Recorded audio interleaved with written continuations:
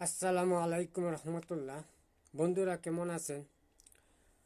আশা করি আল্লাহর রহমতে ভালোই আছেন। দেশে এবং প্রবাসে আপনাদেরকে অসংখ্য ধন্যবাদ জানাই। আজ ভিডিও নিয়ে হাজির হয়েছি হরিশ রোগের জন্য। এই আমল অনেকে টাকা পয়সা খরচ করে ব্যর্থ হয়েছে। কোনো এক সময় অপারেশন করা লাগে। আল্লাহ পাক তারার রব্বুরের এক নাম আমল করুন। যে কোনো চন্দ্র মাসে 13 ও 15 তারিখে রোজা রাখবেন।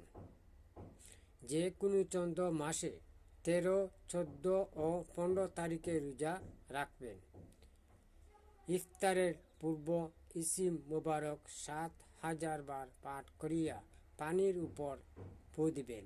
এই পানি দ্বারা ইফতার করিবেন। ইয়া মাজিদুল, ইয়া মাজিদুল 7,000 বার পাঠ করবেন।